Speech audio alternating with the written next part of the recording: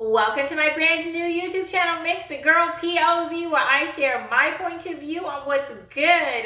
Welcome, welcome, welcome. Thank you so much for tuning in. Please subscribe. Please hit that like button. Please comment in the comment section below. And also, please share this video. Let's help get the word out. Thank you so much. They tried to ensure that Trump could never run again. Well, how did that work out for them? Ha ha ha, let's talk. Trump's lawyers went into that courtroom on Friday and handled their business. That's how it's done, son. The very next day, President Trump was acquitted of inciting the MAGA riot in a 57-43 vote. Yes, the Democrats needed at least 67 votes to convict Trump. Now, sadly, there were 7 Republicans who voted with the Democrats. According to the Daily Mail, they are Senators Richard Burr, Bill Cassidy, Mitt Romney, Lisa Murkowski, Susan Collins, Ben Sasse, and Pat Toomey. Now, 2 of them are retiring, so they were just like, whatever. Romney has been lost in the sauce for a while, as I have already shared on a previous video. The rest of them, I don't know. Perhaps they've listened to too much crazy talk from the Democrat side. Too much MSNBC, NBC, CNN, and all that jazz. Those who aren't retiring may have just given up their chances at re-election. I believe that there are way more Trump Republicans than non-Trump Republicans. So they can have fun with that. On February 15th, Sean Hannity interviewed 2 of President Trump's attorneys who represented him down on that Senate floor just a few short days ago.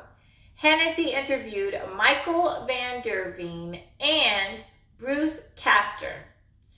This interview was awesome. I liked it so much that I needed to share a few quotes with you today in case you missed it.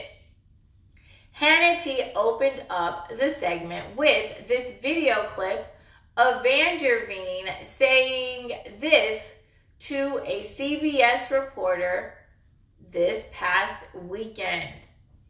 Van der Veen said, quote, "The media has to start telling the right story in this country.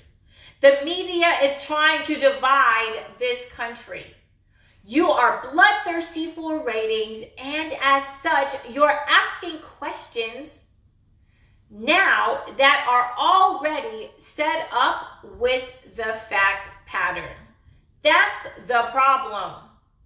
The media has to start living by the truth and not try to create a narrative."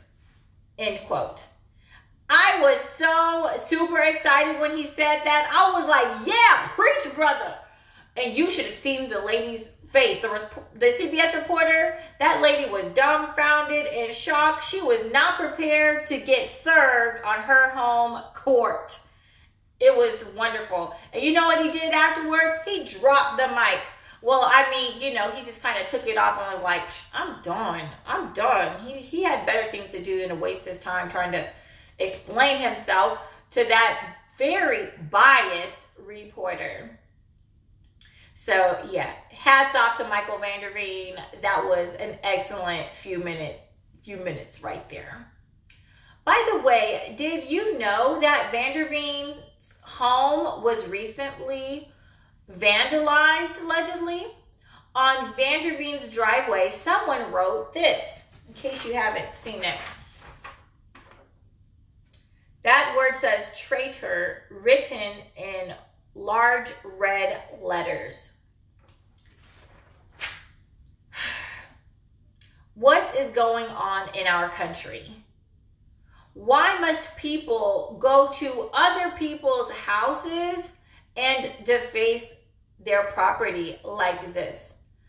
I don't think it's okay, no matter what someone believes, whether they're a Republican, a Democrat, or somewhere in the middle. It's just plain wrong.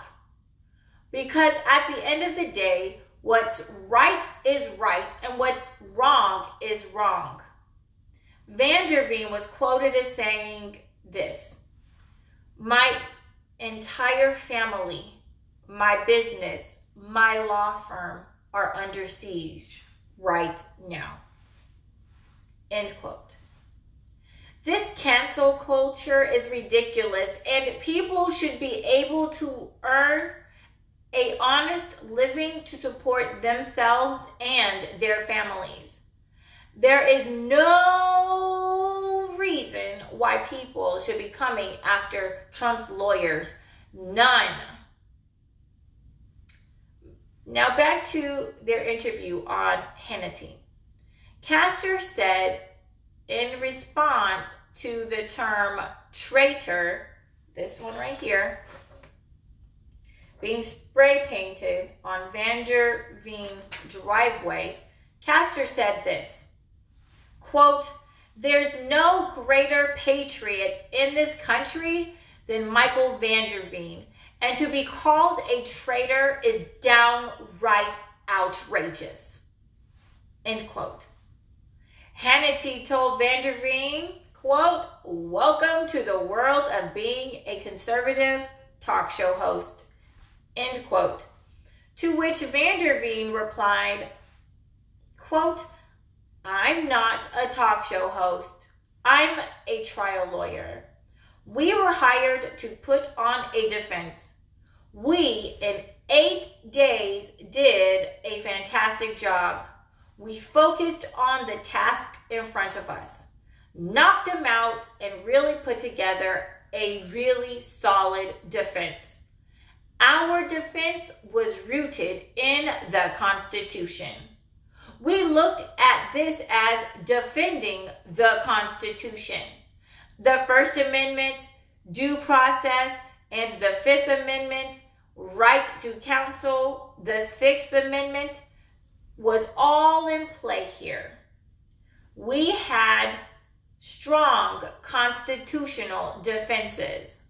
They couldn't rise to meet them, and we won the case."